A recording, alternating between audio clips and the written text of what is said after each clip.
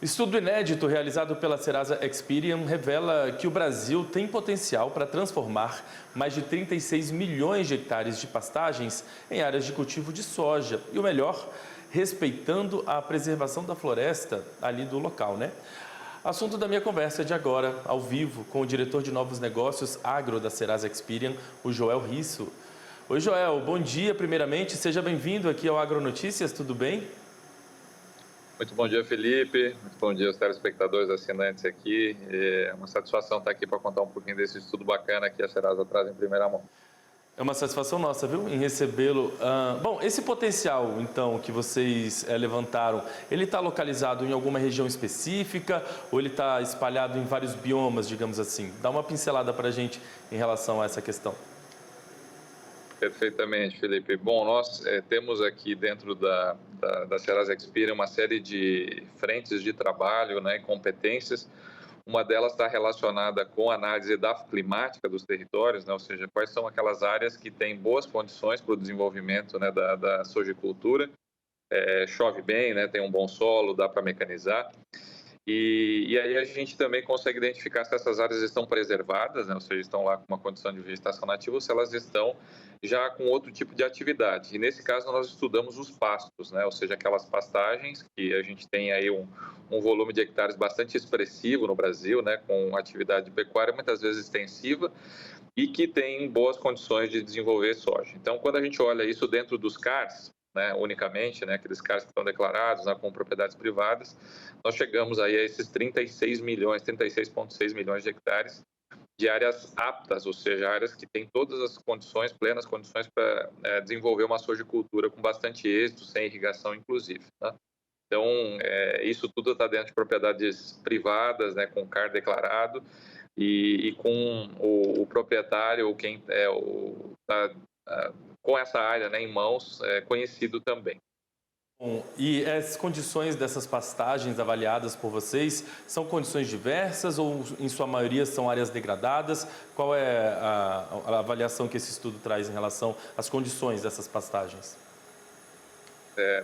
Bom, nós pegamos todas as pastagens com aptidão agrícola, mas nós conseguimos identificar e segregar aquelas que têm degradação severa, uma degradação intermediária e tem ausência de degradação. Cada uma delas tem um investimento necessário, né, para que a implantação da lavoura de soja aconteça, que ele é diferente, né? Então, se nós olharmos aí, na média, a gente trabalhou com R$ 5.000 por hectare, né, o investimento total para esse processo, mas a gente viu né, que uma proporção significativa dessas áreas está numa condição de degradação severa, né? E aí, nesses casos, nós precisamos de investimentos um pouco maior para recuperar esse solo, né? Muitas vezes para implantar alguns sistemas, né, de recuperação de solo mais elaborados, né, trabalhar perfil de solo, e isso às vezes demora 1, 2, 3 anos para que essa área comece a entregar o potencial.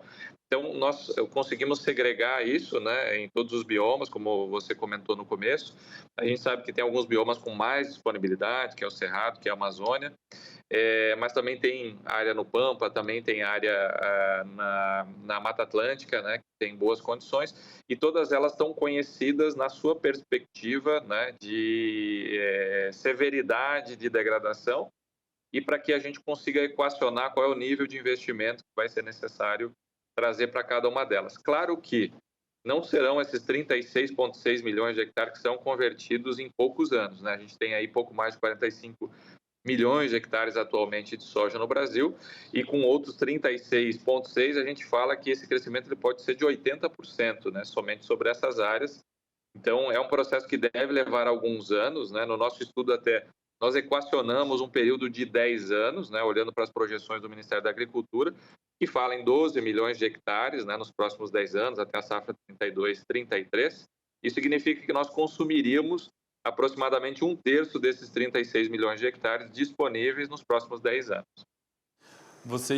A gente está falando aqui da soja, mas pelo que eu vi no estudo, vocês também avaliaram aí o potencial para a cultura do milho, se eu não me engano, né? Em algumas regiões, em uma escala menor, mas há também algumas áreas com potencial para a expansão dessa cultura, né?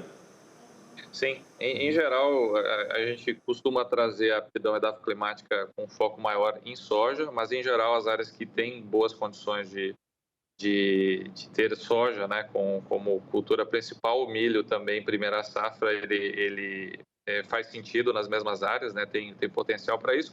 Milho, segunda safra, é um pouquinho diferente, né, não são todas as regiões que têm esse potencial, então é um potencial um pouco menor se a gente for olhar para milho, segunda safra, mas nesse primeiro momento que a gente trouxe, né, os grandes números se referem mais especificamente ao potencial de primeira safra com foco em soja.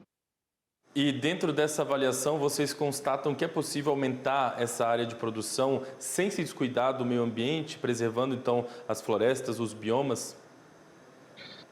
Sem dúvida, Felipe. O que a gente sabe é que existe uma pressão muito forte, né, dos mercados consumidores por uma origem de produtos, vamos dizer assim, tropicais, os grãos que são produzidos aqui no Brasil, que a gente consiga comprovar que eles não são provenientes de desmatamentos recentes, né? Então, quando nós olhamos para essas pastagens, em geral, nós temos um processo de conversão que já ocorreu há muitos anos atrás, muitas vezes décadas atrás, e essas áreas elas estão, vamos dizer, numa perspectiva de disponibilidade, já antropizadas, até em algumas condições, como nós comentamos um pouco mais cedo, degradadas. E quando nós trazemos a agricultura de investimento, melhoria de perfil de solo, isso gera ganhos ambientais, porque você vai ter um acúmulo de carbono naquele solo, né?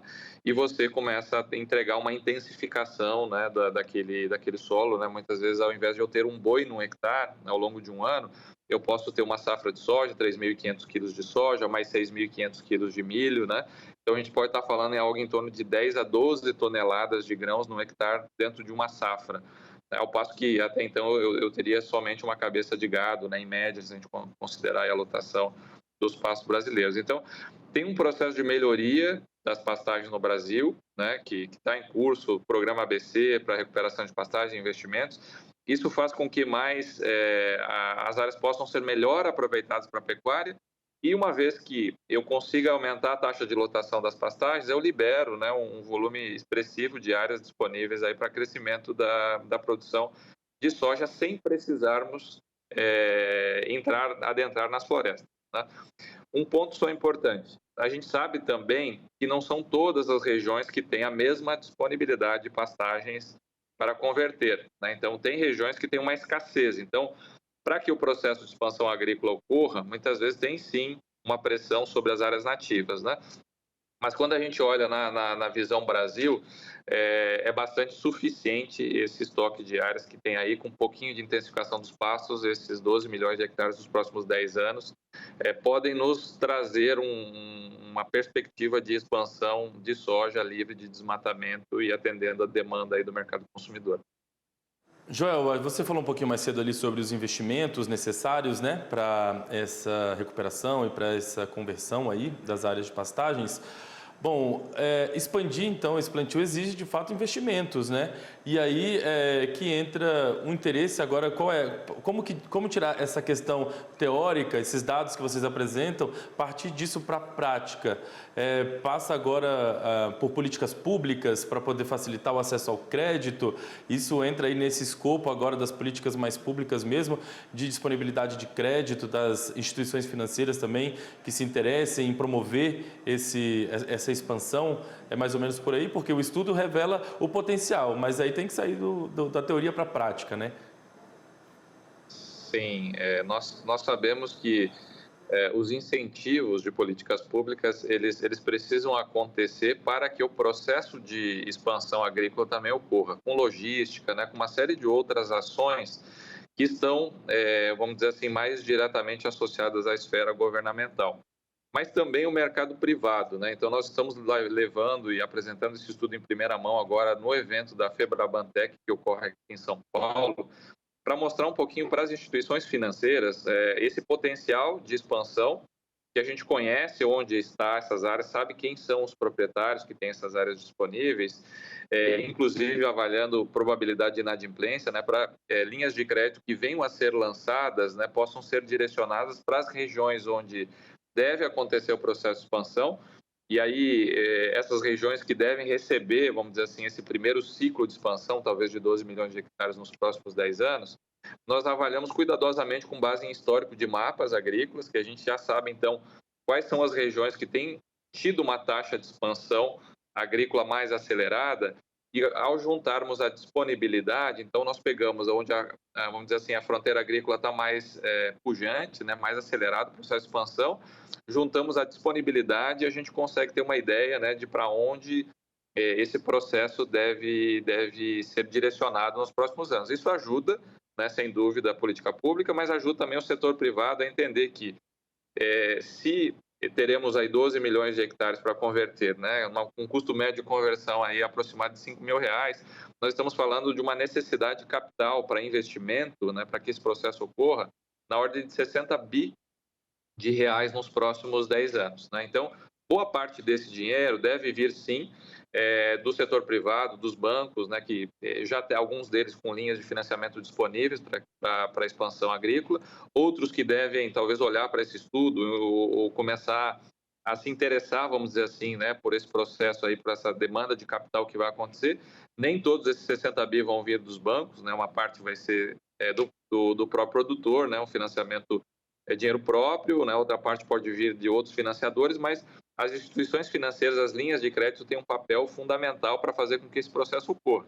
E mais do que isso, né, uma vez que os 12 milhões de hectares estejam convertidos, eu tenho o custeio. Né? Todo ano a gente tem um volume aí que nós estimamos também na ordem de 50 bi de reais para custeio desses 12 milhões de hectares que devem vir a ser convertidos nos próximos 10 anos.